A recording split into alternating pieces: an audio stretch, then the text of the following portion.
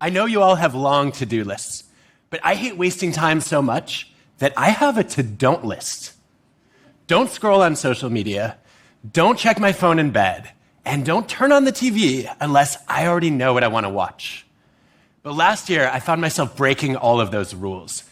I was staying up way past midnight, doom scrolling, playing endless games of online Scrabble, and binging entire seasons of TV shows that weren't even good. The next morning, I'd wake up in a daze and swear, tonight, in bed by 10. But it kept happening night after night for weeks. What was I thinking? As an organizational psychologist, I have spent my whole career studying motivation. So it really bothers me when I can't explain my own behavior. I wasn't depressed. I still had hope. Wasn't burned out. Had energy. Wasn't lonely. I was with my family. I just felt a little bit aimless and a little bit joyless. Eventually, I remembered there's a name for that feeling: languishing. Languishing is a sense of emptiness, stagnation, and ennui. It was coined by a sociologist, Corey Keyes, and immortalized by a philosopher, Mariah Carey. When you're languishing, it just feels like you're muddling through your days, looking at your life through a foggy windshield.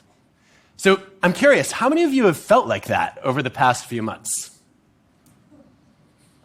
Okay, those of you who didn't have the energy to raise your hands, you might be languishing right now.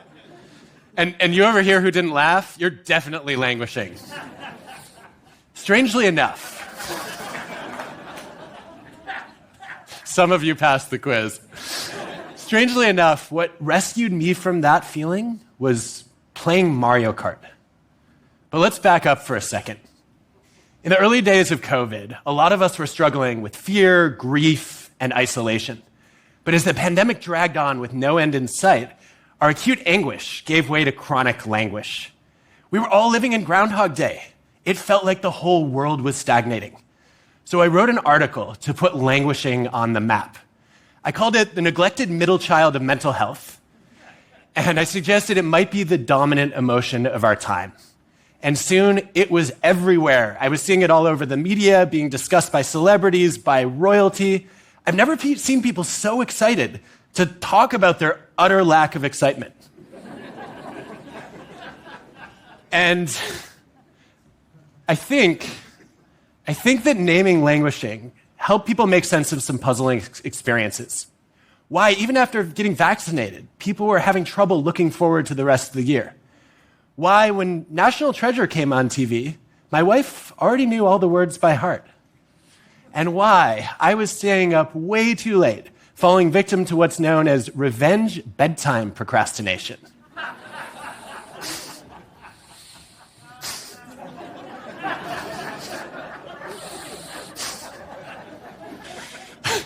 We were looking for bliss in a blah day and purpose in a perpetual pandemic. But languishing is not unique to a pandemic. It's part of the human condition. 2 decades of research show that languishing can disrupt your focus and dampen your motivation. It's also a risk factor for depression because languishing often lurks below the surface. You might not notice when your drive is dwindling or your delight is dulling. You're indifferent to your own indifference, which means you don't seek help, and you might not even do anything to help yourself. Meh. Languishing isn't just hard to spot, though. In many cultures, it's hard to talk about, too.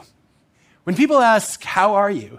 you're expected to say, "Great," or "Living my best life." That's called toxic positivity.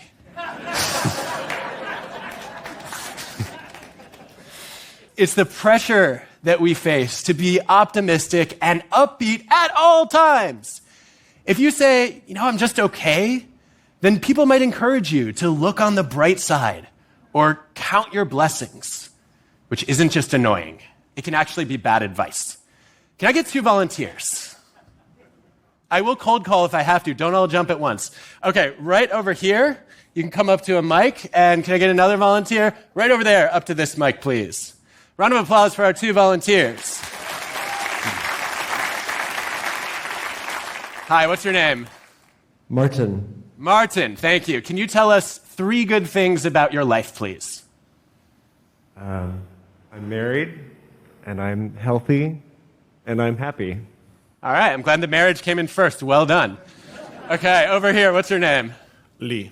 Lee, can you tell us 42 good things about your life? My cat, Titchy-Poo. My dog, Enzo. My wife, Jazz. Third, behind the dog and the cat. Well played. My children, India and Walter. Manchester United Football Club. My friends, Ted. Ted coming in, a ringing eighth. Okay. Ted is very high. Ted is very high. The poetry of C.S. Lewis, E.E. Cummings, Dylan Thomas. Do you want to name all the poets you've ever heard of? W.H. Jordan, W.B. Yeats. All right, Lee, thank you. We're going to pause you there. Round of applause. Thank you both. So for a long time, I assumed that people in Lee's position were going to be happier than Martin. But when I ran the experiment, I found the exact opposite.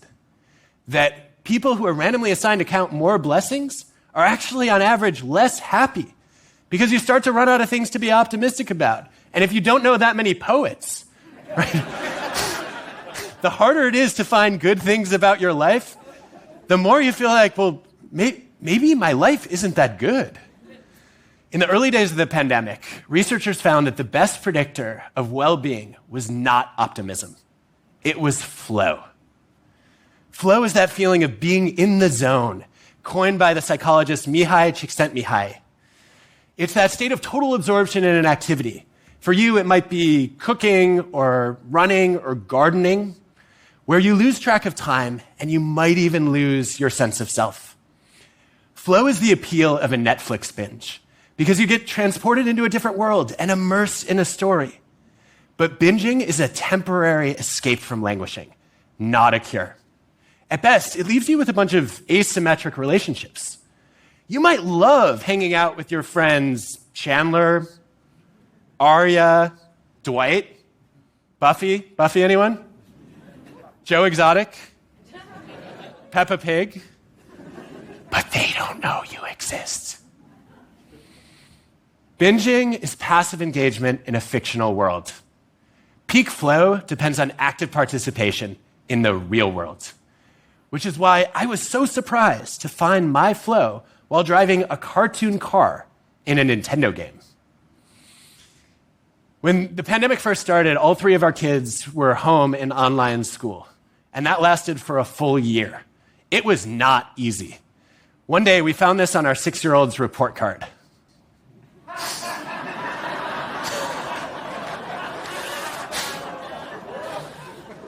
You know, I know some adults who still haven't figured that out yet. Not just online, but in real life too. So I guess we had that to celebrate. But like many of you, we were isolated from extended family. My sister was halfway across the country. And one day we were reminiscing about how much we loved playing Mario Kart as we were kids. And she said, well, we could all play together online now. Why don't we start a family game? And soon we were playing every day with a video call running at the same time. And after a couple of weeks, I stopped feeling so blah. I was living Zen in the art of Mario Kart. And in the morning, our kids were waking up asking what time we would play. They were excited. And they loved it when I would gloat about an impending victory, only to be bombed by a flying blue shell, and then just sit there watching all three of our kids drive past me to the finish line in tiny go-karts. We had so much fun that we started a new Saturday night tradition after the kids were asleep: adult Mario Kart.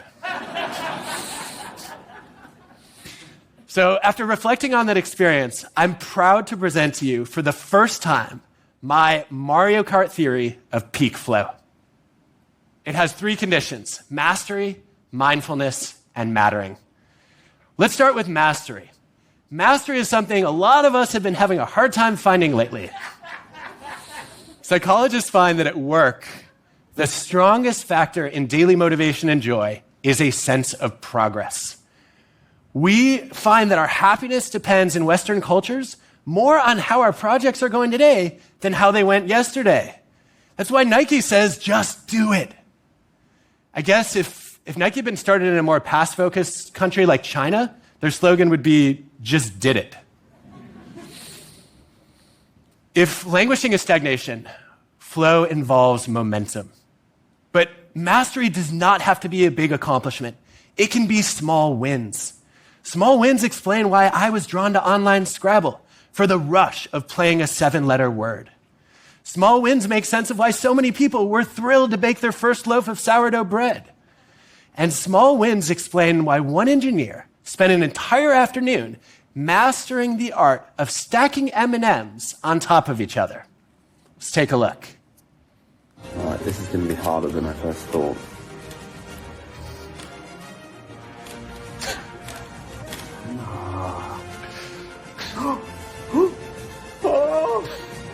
Five M&Ms!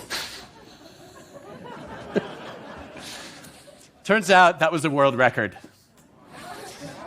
That kind of mastery depends on a second condition for flow: mindfulness, focusing your full attention on a single task. Not something a lot of us are doing that much these days.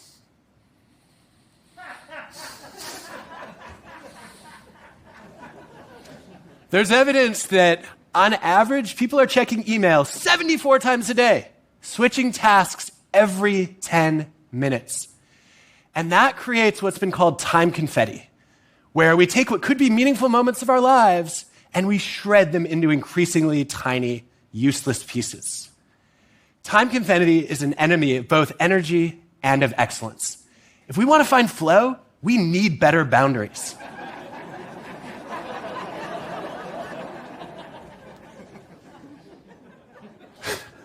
When I think about boundaries, I think of an experiment by organizational scholar Leslie Perlow. She went to a Fortune 500 company and she tested a quiet time policy. No interruptions 3 mornings a week before noon. On average, engineers spiked in productivity. 47% of them were more productive than usual. But the best part is that when the company made quiet time official policy, they had 65% above average productivity. I don't think there's anything magical about Tuesday, Thursday, Friday before noon. The lesson here is that we need to treat uninterrupted blocks of time as treasures to guard. Now, mastery and mindfulness will get you to flow. But there's a third condition that turns it into a peak experience: mattering. Knowing that you make a difference to other people. Early in my career, I was studying fundraising callers who were trying to bring in alumni donations to a university. And I knew they were languishing when I saw this sign posted on their wall.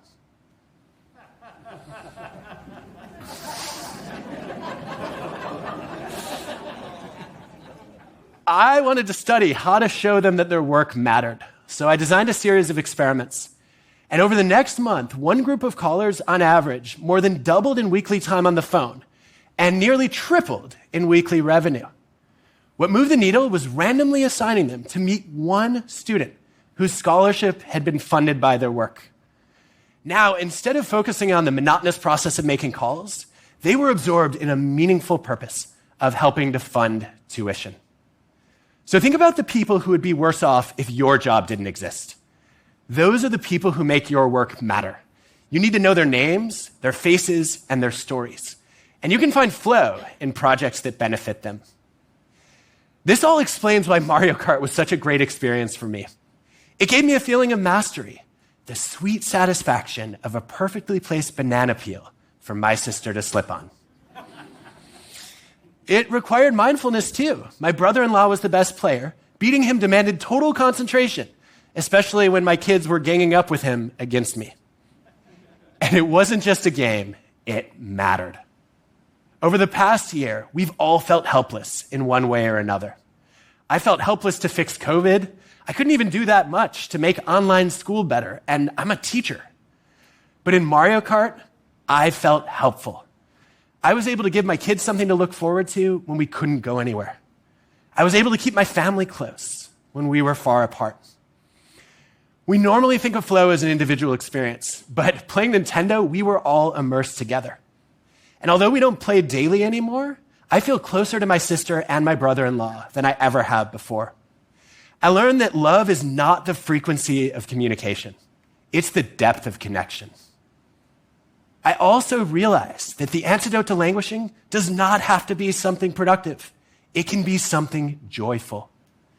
Our peak moments of flow are having fun with the people we love, which is now a daily task on my to-do list.